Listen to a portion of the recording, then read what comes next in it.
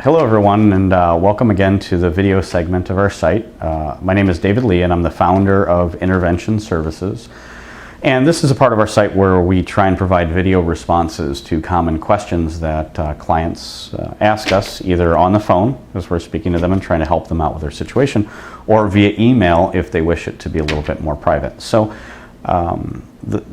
this particular segment is going to be about something that kind of keeps coming up over and over when we talk to families, is this idea of reaching the bottom. A lot of times families will say, do they have to reach the bottom? Explain to us the bottom. I thought he reached his bottom, he's still drinking. And what we usually do is we select a letter that has been written to us, an email, and we've actually removed the names, and we're going to go ahead and read that and use this as kind of a base. So here we go. It says, Dear Intervention Services, my son keeps drinking and he won't stop. He's 40 years old, he's married and has 3 kids. He's living with his wife and she's called us for help because they got into another fight when he was drunk. But every time that we suggest an intervention, she stops us and says she doesn't want to make things worse. She's tried to talk to him about his drinking in the past and has even threatened leaving him.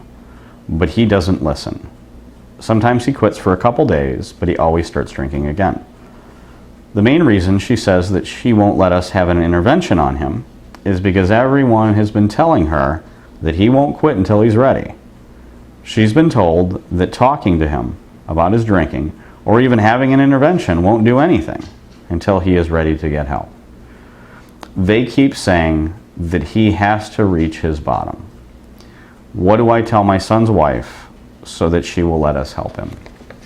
And I think the key statement in here is they keep saying that he has to reach his bottom. And realistically, let me back up a little bit. Again, my name is David Lee and I'm the founder of Intervention Services. I've worked at various capacities in inpatient treatment programs. I've worked in halfway houses. I've helped to develop programs, so there's that side of the equation. But more importantly is the other guy, which is I'm a recovering alcoholic and a recovering drug addict. I've been a client of many treatment programs, and I've put my family through just about everything that your loved one has put yours through. So what I like to do when I do these video segments is I like to explain things from both perspectives. And I think it's important, because if I just kind of stand up here and give you this this is what it is kind of educational perspective, it's hard to sometimes relate to that. And so again, I'm going to try and explain it from a substance abuser's perspective, and then from an educator, from a counseling perspective. So again, they keep saying that he has to reach his bottom. And that's something that we hear a lot with people that are generally in the middle of their addiction. There's always an addiction cycle, right? There's the beginning, which can be considered the experimental stage, and then we have the mid stages, and then the late stages or chronic stages. A lot of people look at the late stages of addiction and they say that's the bottom. And the irony, though, is that you can have a high-functioning CEO who's showing up to work every day, who is at the late stage or chronic stage of his alcoholism, which is exactly at the same stage as somebody who's homeless, pushing a shopping cart, kind of drinking, and that kind of thing. They're both actually, ironically, at the same stage in life. And a lot of times people, families especially, will compare that person. They'll compare the two. And I'm going to go over a lot of different angles or different viewpoints to try and help you to understand this concept of a bottom, and to kind of maybe give you some tools so that you can help to see things a little bit differently. The purpose of a lot of these video segments that we do is to help you as a family member, or a friend or a professional, to look at this a little bit differently than perhaps you have before. So here we go about where the bottom is, and those of us that are in recovery, those of us that have been through treatment and have sobered up, etc., a lot of times we will mystify the reasons why we got sober, and we will define it as this thing called the bottom. One day I reached my bottom. One day I woke up and I looked around at my life and I decided I had had enough. I looked at my wife and I said, Mary, I have had enough. And we define that as the bottom. My wife left me, my job left me, my dog left me. That was the bottom. I couldn't possibly go on. Sometimes we define it a little more vaguely, and we say that we are sick and tired of being sick and tired. We try and describe this intangible feeling of hopelessness and despair. It's not necessarily a dividing moment in our life. It's more of a lingering discontent, and then one day we decide to seek help. But we call it sometimes mistakenly, I shouldn't say mistakenly, but we call it a bottom because we want to put a label on it or a name on that event. We like to package things. We like to make addiction, which technically is more of an emotional issue. We try and make addiction a logic problem. And we try and apply logic to it. We try to make sense of it. We build steps to it. We do this, we do that. So I'm going to go ahead and address that in terms of, a singular event referred to by many people as the bottom. So I'm going to define two different scenarios, okay? Both of which I have experienced, and both of which can be described as reaching a bottom. One of which happens pretty quickly, and the other of which happens slowly over time. So I want you to imagine, you can imagine about yourself or you can imagine about your loved one. But I want you to think about the things that you have. And I want you to look around at your house. I want you to look at your loved one. I want you to look at the kids as you're tucking them in to sleep tonight. I want you to think about the things that you have. And I want you to think of your pride and your honor and your integrity. And I want you to think of all those things. I want to think of the things that you have built over time. And it is Friday. And on Monday, you're going to be sitting on a curb completely wiped out. The house is gone. The kids are gone. The wife is gone. The integrity is gone. The honor is gone. Everything has been wiped out in 72 hours. On Friday, it was different. On Friday, you knew in your heart that everything was going to be okay. You tucked your kids in, give them a little kiss goodbye, maybe you read them a story. And you had a sense of serenity that you've never had before. And you went to bed on Friday. And on Saturday, there it was again, that restless, irritable discontent, that sense of dis-ease, that discontent that you've had before, and it whispers at you. And you push it away and you push it away. And by Saturday evening, you say to yourself, one won't hurt me. And you get in the car intending to go out for a couple minutes. And instead you don't come back until Monday morning to find that the locks have been changed. Your wife has left you. Kids are gone, etc., etc. I have experienced a perfect Friday and a hell of a Monday. Dozens and dozens and dozens of times. Many people would consider that a bottom. To go from everything to nothing within a 72-hour period, wouldn't that be a bottom? So let's go ahead and we'll describe that as one thing. We'll set that aside. We'll talk about a different type of bottom. Let's talk about the slow, steady bottom. Let's talk about, imagine if you will, again the same thing, you've got your wife and your kids and your life and your house and all these wonderful things. And instead of them all going away in 72 hours, let's take them away one at a time. Tonight you're going to have a few beers. Your wife has been giving you a hard time about it, but this particular time she gets really, really upset. And she says, you know what, if you do it again, I'm going to leave you. And this time she leaves, but not forever. She goes away for a day or two and she comes back. And she goes away for 2 days and she comes back.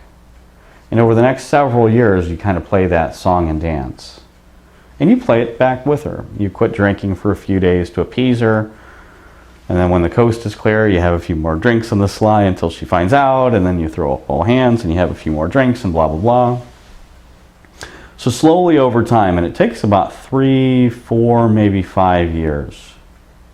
And one day, instead of being gone for 5 days at her parents' like she's been doing, this time she doesn't come back. So now we're fighting about the kids. and fighting about the kids. You get temporary custody. One weekend you're drinking, you kind of blow that off, so she takes you back to the courts. In a 2 or 3 year battle, you know, you've lost partial custody and she's got full custody. And now you're arguing about visitation. So 5 years, you've lost your wife. Another 3 years, you've lost your kids. Because of all the stress that's been going on, you're starting to drink more and more at work. And there's starting to be some issues at work. You've been suspended a few times. And now you've been fired.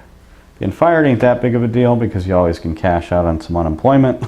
So, economy being what it is, so you're going to do what I did, which is the 1 to 2 year looking for a job kind of deal. And so a couple years later, you don't have unemployment, you don't have a job, you can no longer afford the place that you're staying.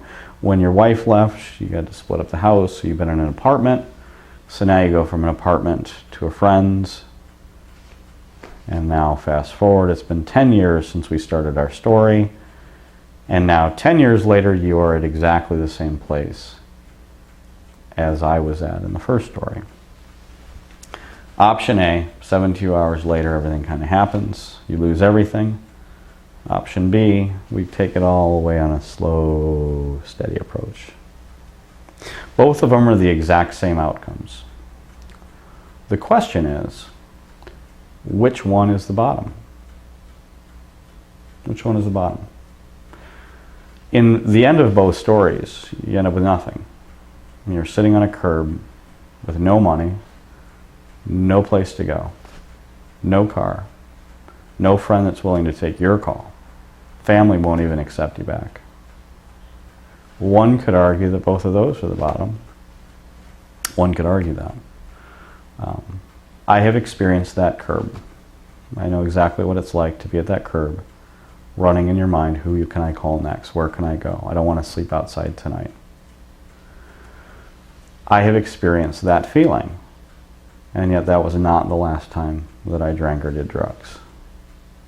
I've described two outcomes. One is slow and one is quick. Which one is a bottom? Both of them or neither of them.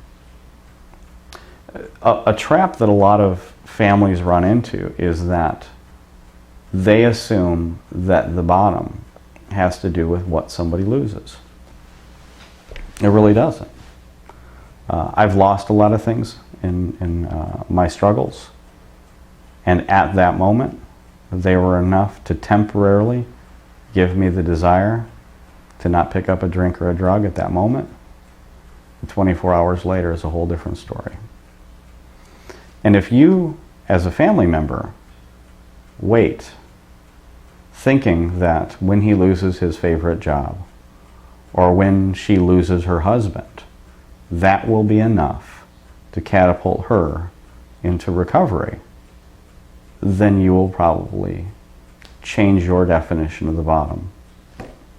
And when your son loses his favorite job, you will then say, well, if he loses that car, that would be the bottom.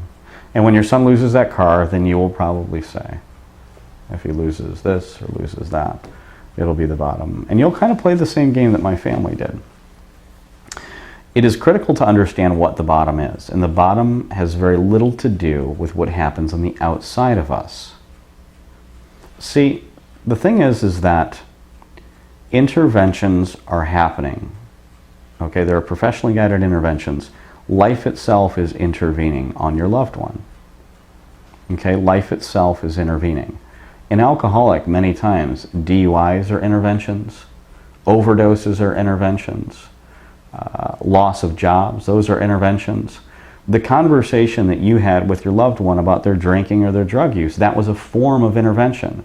It's when an outside source comes in and tries to influence somebody to change their behavior from unhealthy behaviors into healthy behaviors. Your loved ones had, as I have, many, many different interventions. Life itself is intervening. It isn't the outside that is the bottom. The bottom isn't the outside. The bottom is a feeling. And the critical thing is understanding about the nature or the makeup of a drug addict or an alcoholic. An addict or an alcoholic Yes, they are addicted to drugs, but more than that, what an alcoholic or an addict is really addicted to is they're addicted to avoiding uncomfortable feelings, things, and situations. That defines the essence of what an alcoholic or an addict is. We shift things that we don't have to feel them. It's the reason why we drink or do drugs in the first place. So if you look at my story, I am an expert at avoiding uncomfortable feelings, things, situations, and responsibilities. So why didn't I get sober? Why didn't I get sober? Why didn't I get into recovery and stay sober for the rest of my life when I lost everything? Why didn't I do it the first time? Why didn't I do it the second time? Why didn't I do it when I found myself under the Interstate 5 bridge in San Diego, California, sleeping under a bridge? Was that a bottom? Why didn't I reach a bottom when I found myself staying at the St. Vincent de Paul shelter? I came from a really good family. The next thing you know, I'm living in a shelter on top of a bunk with 75 other people. One of them was a bad day. Wake up one day, your shoes are gone. Why wasn't that enough for me to quit? Had I reached my bottom? Okay, now here's where we're going to get into the answer. The definition of a bottom, okay, isn't what happens to us. It's how deeply we feel and how long that feeling lasts. The negative consequences of our lifestyle choices as they are attached to alcoholism or drug addiction. That is kind of the definition of a bottom. And what happens for a lot of us, and what happens in my case, is that I drew people into my life, my family, my friends, my loved ones. I hijacked them and brought them in, and they assumed a role. And that role was that they were going to assume the negative consequences of my life for me. I had created for myself a protective bubble. Every story that I told you, okay, about losing everything on Friday to Saturday, I've lost everything a lot of times, but what's critical to understand is that the psychological blow, the devastation of having that happen is pretty terrible. One would think that's a bottom. But what I neglected to mention in each of those stories is what happened on Tuesday. On Monday, I was on a curb. On Tuesday, I was in a comfortable bed somewhere. You know, more often than not in a family member's home.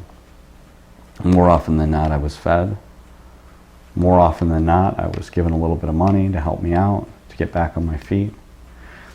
I had hijacked my family, my friends, my loved ones, my girlfriends, my wife. I had hijacked them so that they would surround me, so that they would absorb the negative consequences of my lifestyle choice.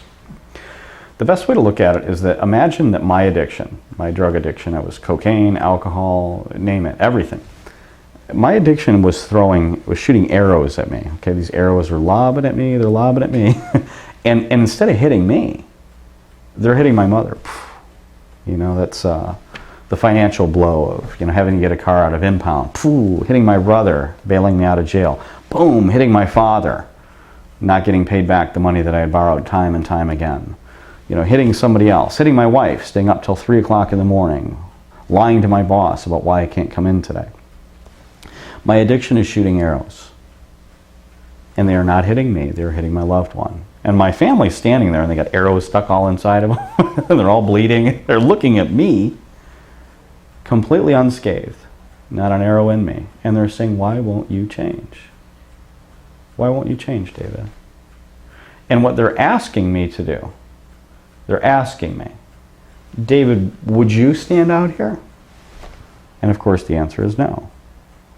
I will not put myself in a position intentionally to be hit by some arrows. Now, from the outside looking in, you might look at my life back then and say to yourself, well, it looks like you're absorbing some negative consequences. You didn't have a car, you didn't have this, you didn't have that. Well, sure, there were some negative consequences. But I guarantee you this, my family felt 90% of my negative consequences and I only felt 10 of them. You know, at various points in my life, as a direct result of my drug addiction, I had the kind of life that you are working your butt off to achieve. And how could that be so? I may have wiped myself out. My brother once said that to me. He said, David, how could you live your life like that? You lost your girlfriend, you lost this, you lost that. Granted, I was living back at my family's, but with that, I now had a free place. I no longer had any rent. I may have been living at mom's house. I may have been in my late 20s, but I had no rent. I didn't pay any power. I had a magic fridge. You open it up and food magically appeared in there. My mother, she brought it in somehow, magically appeared there. I had no negative consequences for my lifestyle choice. And what happens time and time again, when the negative consequence of my lifestyle, my addiction, has been removed from me, felt by other members of my family, and they want me to go out there and feel them. They want me to absorb them. Imagine what this does to a family system. Imagine how my brother felt on the outside looking in, as he saw it time and time again, as he saw dollar after dollar being thrown in my direction with the justification that it was designed to help me to save my life. But in reality, what it was doing was helping me to avoid my life. So the thing is again, I was surrounded by a protective bubble of friends and family that loved me, and the only way for me to feel that bottom was for me to step outside of that bubble. And my family waited for that to happen. And they waited, and they waited, and they waited. The first story that I told you, which is it happened over and over and over again, and it happened overnight, that happened many, many times. The other story, the long, slow, steady, that also happened as well. And my family waited. And I'm going to tell you what it was like for my family. I would get a little bit of sobriety, and my family would be all happy, and they'd be thrilled. I'd quit drinking or doing drugs for a while, and I'd kind of get a little bit back on my feet. And everyone would be excited. Yay! It's all over, Dave. It's doing well. And then what would happen is I'd go on a little bender. I'd drink, or I'd do some drugs. I'd disappear, or I'd wreck the car, whatever the heck it was. And everybody would be in odds. David's all screwed up again. What are we going to do? And they're all ready to finally throw in the towel. We can't have you in our life. We can't have you. Get the heck out of here. We just can't have this in our lives anymore. They were this close to making it happen. And every single time what I would do is I would make one little positive change. I'd go for a job interview. Or I'd walk into an AA meeting. Or I'd say, you know what, I'll go see that therapist you've been suggesting. I'd make one little change. Or sometimes I wouldn't even make a change. Sometimes I'd just say I was willing to make one little change. And the family would back up. Well, hang on a second. We don't want to ruin an opportunity, because it appears that David, who is now willing to make one small change, has maybe reached his bottom. Maybe he's done it this time. We don't want to turn our back on a guy who has reached his bottom, do we? And that's kind of the story of me and my family for time and time again. It's basically a roller coaster. A lot of people think that addiction goes all the way straight down, and it really doesn't. It goes up a little bit and then down, and then I make one little change and go up a little bit, all the way down, up a little bit, all the way down. As I became more and more tolerant to unhealthy behaviors and lifestyle and people around me, my family became more and more tolerant to some of my behaviors. If you were on the outside looking in at my family, you would have thought my family was crazy for putting up with what they put up with. But I tell you this, that every family that we deal with, including yours, will eventually go where my family went if you do not do something drastic. And what has to happen to you has to happen, or was the same thing as what happened to me, is that eventually my family collectively got together, and instead of waiting for me to step outside of that circle, that protective circle, and seek recovery myself, they decided to temporarily agree, under the guidance of an interventionist, to remove themselves, temporarily, to remove themselves from surrounding me and allow me, for the first time in my life, to experience the negative consequences of my lifestyle choice. The difference between a bottom and not a bottom are, again, whether or not you feel it. See, there are many people that are on the streets right now running around trying to shuffle and trying to scrape up 20 cents so that they can get a drink. With the exception of the mentally ill, those people are not at the bottom. And the reason they are not at the bottom is because for many, many years in their life, there was someone there to temporarily feel the negative consequences for that person. A homeless person usually doesn't become homeless overnight. It's usually a slow, steady path. And if you chart it out with your loved one, that's where your son or daughter, husband or wife or dad is heading in many cases. Some cases, no. Some cases there's enough money to keep somebody into their addiction as long as it takes. So the next section that I'm going to kind of go over is maybe to help you to understand where your loved one is at. And it's kind of a series of questions that I ask families a lot of times. And we're going to kind of go with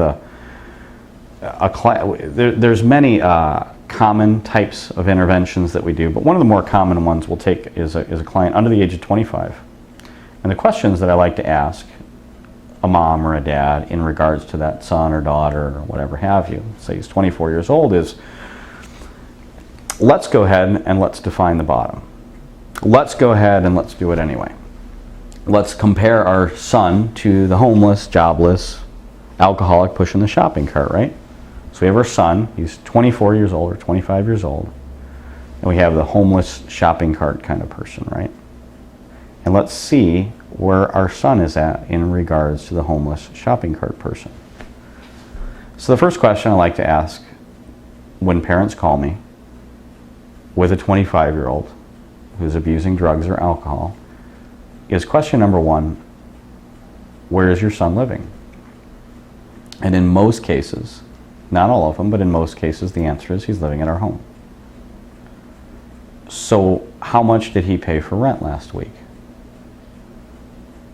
Well, he hasn't paid rent. He lives in our home. Okay, so he pays zero in rent. By an interesting coincidence, the homeless guy pays zero in rent. Doesn't pay any money in rent. What is it that your son does for a living? I ask. And in many cases, they say, well, he lost his job.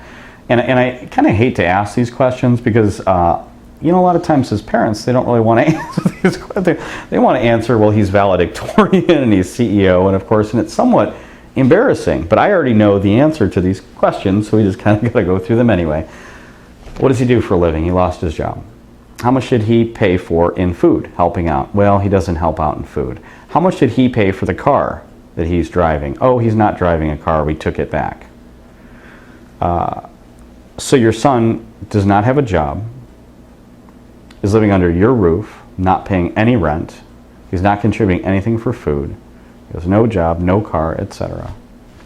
Essentially, the only difference between your son and the homeless shopping cart guy pushing a cart